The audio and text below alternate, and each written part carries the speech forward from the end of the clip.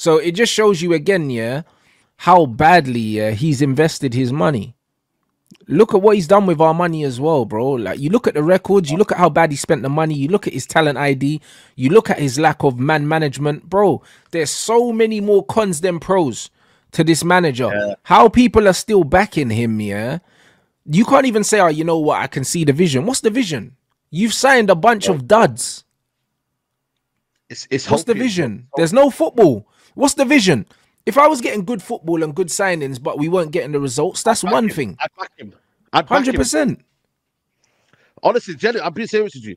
That's where majority of Tottenham fans still feel, because they feel like, you know what, we can still see where we're going right now. It may not be, you know, the results are not there, but they can see where they're going. I'm telling you right now, telling you right now, we would not feel the way we're feeling right now if the guy had a plan. If he had a plan and a style and the manner, sometimes it's about the manner in where you lose as well, and the manner in where you win as well. It's both. It can be both as well. Bro, you see that Newcastle game, the way we turned up and parked the bus. If we do that at Anfield, look what's going to happen to us. Because that's how we're going to play against Liverpool. We're going to turn up and park the bus. There's no way we're going to go there and play. There's no way. The manager's trying to survive.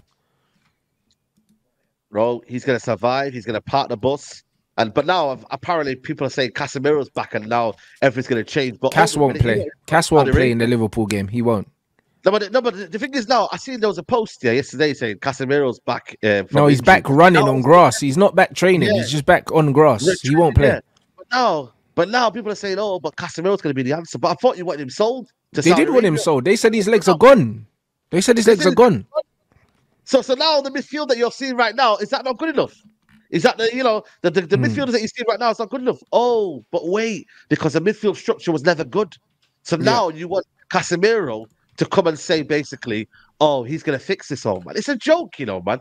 It's genuinely a joke, man. Nobody has a solution. It's, you know what, that player comes in, Lisandro comes in and everything's gonna change. That player comes in and everything's gonna change. You know? Bro, have you noticed, man? One player's going to change. Bruv, that's typical Man United fans. They always look for a scapegoat and they always look for a hero. Do you know what I'm saying? We need to have a team that functions collectively instead of looking for superstars all the time to bail us out. That's the problem with this team. We haven't been an actual team, since Van Gaal left, bro. It's just all been relying on individuals to win us games. Yeah. That's what it's been all the time. And then now they want to throw Rashford under the bus, It's like, cool. None of the attackers are scoring goals, but you're highlighting Rashford. It doesn't make no sense. As bad as Rashford's been, he's been no worse than Garnacho. He's been no worse than Anthony. He's been no worse than Højlund, who's got no Premier League goals. Let's keep it a buck. Yeah. Like, people are cooking Martial. He's got more Premier League goals than Højlund. So what are we saying? But Dalot, man, Dalot's got to cut that across, man. Bro, Dalot, man, what's he doing, man? But they say Dalot's got to cut that across, but then Dalot was one of our best players against Chelsea. So it's one of them ones where people can say, Dalot should have passed it and that. But, bro, like, there's been games. What game was it? What game was it? Like, not too long ago. He played it until he played for him. Højlund missed 2 sitters in that game. Was that Brighton? Yeah. I think it was straight Brighton, at the goalkeeper from 6 yards out. Yeah. There you go. So it's one of them ones. We can say, Dalot should have passed it. Cool. Like, he hit the keeper twice from 6 yards out in that game. He shouldn't be on 0 goals. Nah, I'll be real. He shouldn't. The thing is, though, I told the fan base, I said to him, relax. You know, this guy is not. I watched him last year, man, for Atalanta, and he's a project for the future. It's not what we need now. We needed someone for now, man. But the manager prioritized other things. You know what I mean? He spent that much money on him. I didn't really personally want Højlund at the football club. I'm not saying he's not the answer anymore. But I'm just trying to say to you, like, the manager also as well is not getting the best out of him. The guy's lumping it long, playing the ball onto the ground. You know, we're not really finding any patterns for him to do. Does he need to do better in terms of his movement? Probably, yeah. I think his movement is awful. I think he needs to do better in terms of getting in the box. His movement is very predictable. He moves in straight lines. That's how he plays. He plays in straight lines. Football's not played in straight lines. No, 100% no. I think he's got to do better in movement, anticipation as well. He's always like 1 or 2 meters behind. Like, you know what I mean? Like, when the cross comes in, he doesn't anticipate it in that regards. But what was your plan, though, when you brought him in? Like, did you just bring him in just for the sake of bringing him in because he was the hottest talent in Europe? Or did you have a plan? You know what I mean? So I don't think the manager really had a plan for Hoyland. And now, like I said to you, he's swapping and changing Martial. And you're also swapping styles as well. You Yeah. know, he doesn't want to kind of transition from the Martial who's going to come in short and collect it deep to then Hoyland who wants it in behind and he's got that pace. Like he doesn't change his style in between. So it comes down to the manager. What But is that's your the plan? funny thing about Hoyland, though. Hoyland and Martial are so different stylistically, yeah? Why not play them both? I still don't understand why this manager hasn't just thrown him out on the right-hand side and said, you know what, like, have a go Bro, out there. Because, bro, it's one of them ones where Hoyland can run with the ball. He's got a bit of pace. Give him a bit of space because his movement in the middle, he ain't got the link play of Tony Martial. And it's like, he's struggling, but the manager's not doing anything different. Like, taking him out the team and then putting him back in, that's not going to make him score goals. Like, try something different.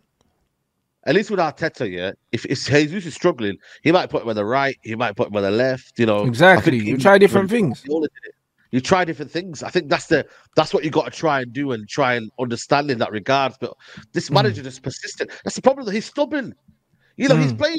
The thing is, yeah, listen, I don't rate Bruno Fernandes highly, yeah.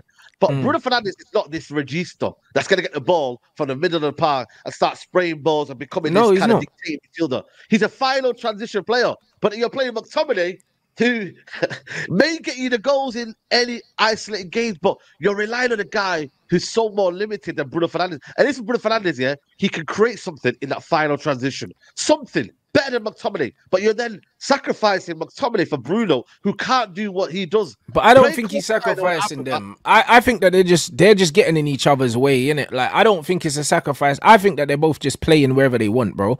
I'll be real, because when you look at Ten Hag's system, yeah, it's literally 3-1-6.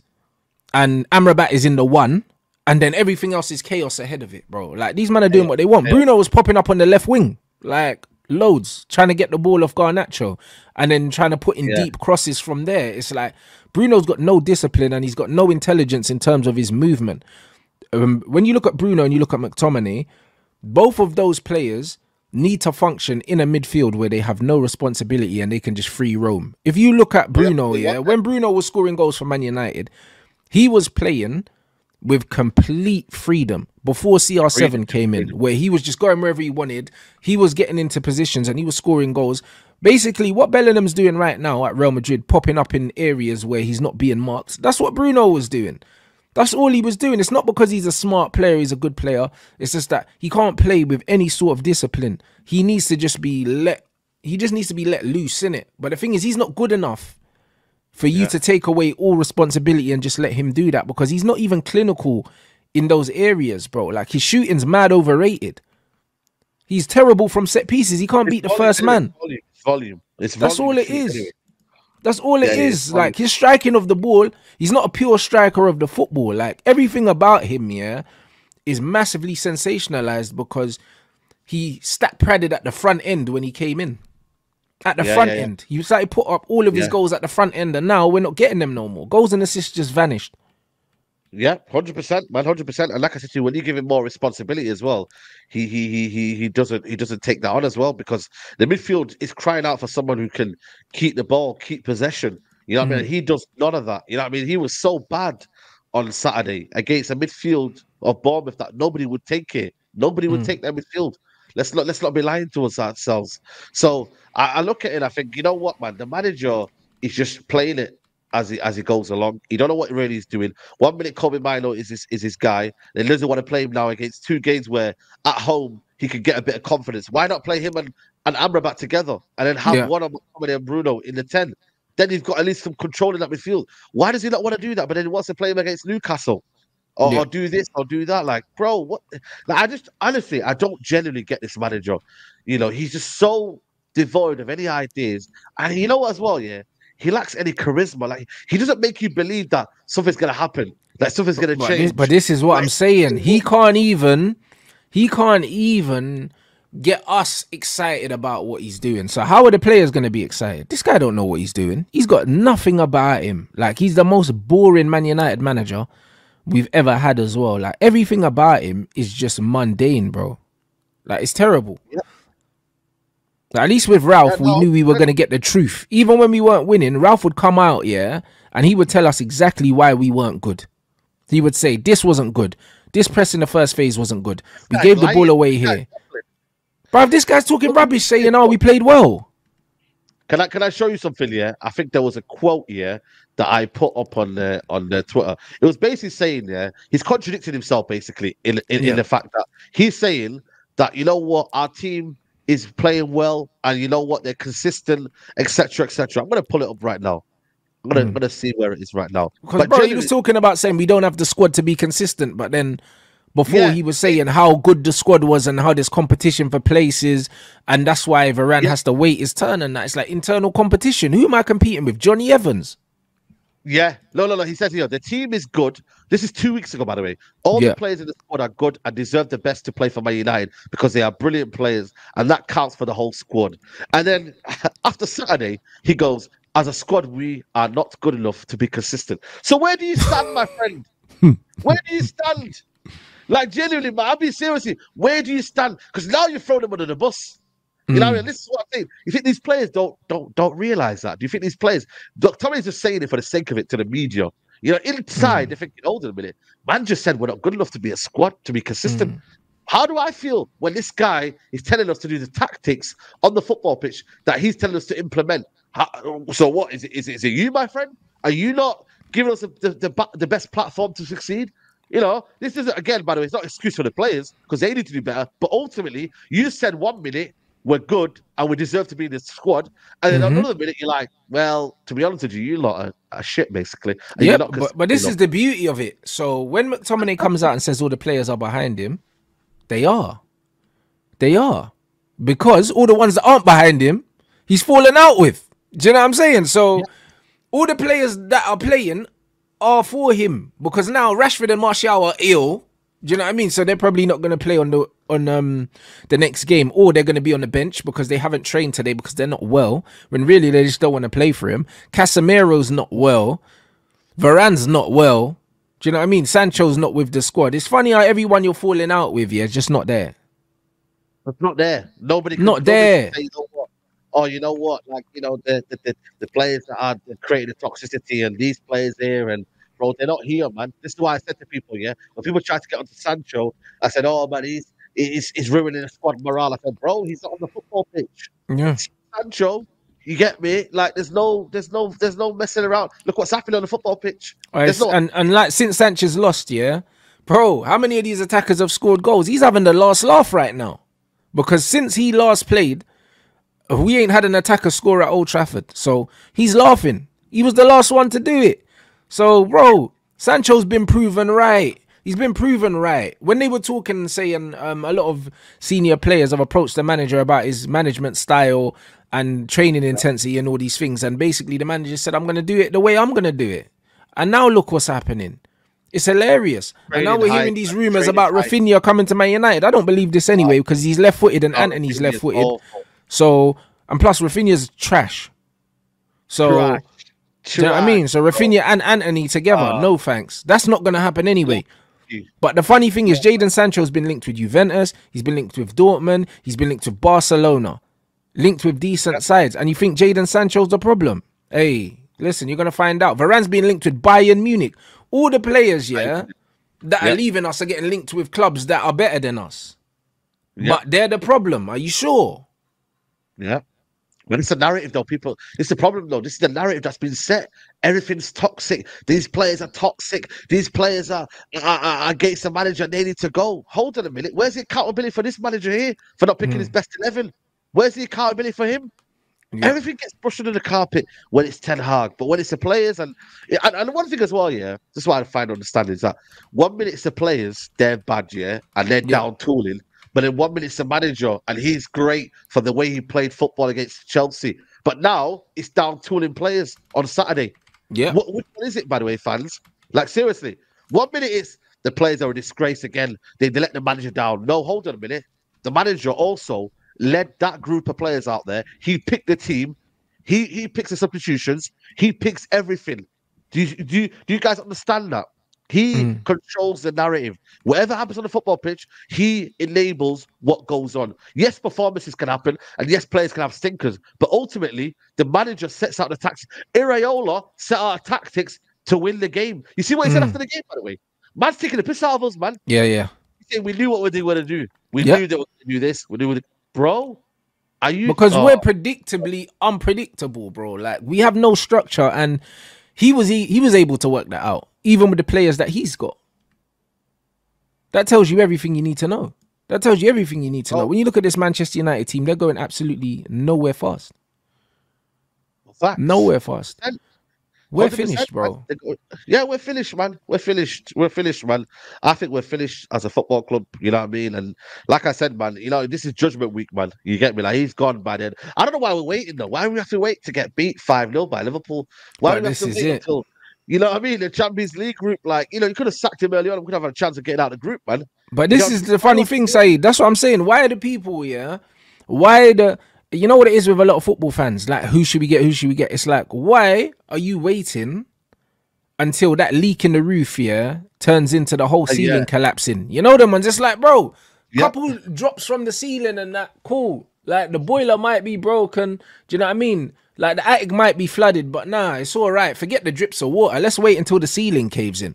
That's exactly what Man United do. They wait till the ceiling's caved in, bro. Do you think Bayern Munich wait until the ceiling's caved in before they sack their manager and bring in another one? They don't wait, bruv. They're like, yo, these results, look what they done to Nagelsmann. They were like, yo, the results ain't going the way we want.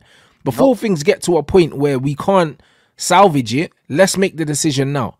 This is what big clubs do. But you know what's mad, though? Bayern Munich have sacked more managers in the last 10 years than us. I think Real Madrid have sacked more managers, and all they've been successful, you know? Yeah. This idea, this notion that Man United can't sack managers and still be successful, that's widely off the mark. You know, Man United have made bad decisions, don't get me wrong. But ultimately, what Ten Hag is doing right now, a better manager can get better out of this group of players. A better manager can also get rid of half of these players as well, because that's what Ten Hag is doing. He's also enabling half of this as well. Nobody told him to bring back Maguire back into the team. Nobody told him to bring back a certain man into the team, Lindelof and all these guys. Bro, we thought Maguire was gone. There was a point where we thought Wan-Bissaka was gone. Like, there's a few players, it looked like they were gone. McTominay looked like he was gone. Then all of a sudden, these men are reinstated, and then they're mainstays in the team. Yeah, they're mainstays in the team, and they're elevated to this high regard. And then, honestly, how does that not create friction within the squad when Varane's looking at it thinking, hold on a minute, you brought Johnny Evans back, where you told everyone short-term deal. Then you bring Maguire back into the fold, and then now he's super fantastic. And by the way, as well, imagine hearing as well that the standard is what's been set by Maguire, and the standard has been set by certain. You're thinking, hold on a minute, I was your best defender last season. You didn't really have a style of play last season to the point where I was ousted, or I felt like I didn't have anything to prove. Varane was our best centre back last season. Let's not kid ourselves. He was. This season as well, Rants here. Are we doing anything that is playing out from the back that would not include Varane? I'm sorry. No. We are playing defense. We're playing defensive, and also we're conceding so many shots. So we're parking buses. So why do we need ball playing centre backs, bro? It's a myth. They're going on like we're trying to play this expansive football and we need expansive centre backs. What's Lindelof doing? He's getting victimized every week. Like, what are we talking about? If we were trying to play expansive football out from the back, and then fair enough. But, bro, we haven't played a style of football that Varane can't play in, bro. How are we conceding 3 goals a game in the Champions League, but Varane can't play, bruv? That don't even make no sense. Do you know what I'm saying? A man are talking about Martinez, but, bro, as good as Martinez is, he's not the reason why we're not playing well, bro. Because last season, it was Martinez, Varane, and Casemiro. And Varane and Casemiro were the most important for their leadership qualities, their experience, and their ability, bro. Like, Lissandro's a quality player, but he doesn't look the same when Varane's not next to him. He doesn't. No, he doesn't. But also, let me differentiate what I think. I get it, Lisandro Martinez is what Ten Hag needed for his style, But also, you need Varane for just the foundations of what you're trying to build. You're a defender first. Like, Lisandro Martinez is not a better defender than Varane. It's not. No, he's not. He's just better on the ball. He's better on the ball, and he's better progressing the ball, and etc. That's what you need. You need parents in it. They're the right parents. One is a box defender. One is someone that can play out from the back and consistent. So Varane was always needed, but now you're saying to yourself, right, we don't need that, and he's going to sit on the bench and do nothing. You're telling me that doesn't create a little bit of friction in the dressing room? Are you kidding me? Are you kidding me, man? You're telling me that doesn't create friction in the dressing room? Your best defender, and you're conceding 3 goals. Come Yeah. on, man. Yo, bro, you conceded 3 goals. Don't care what anybody says. You're one of your best defenders out there. Mm-hmm.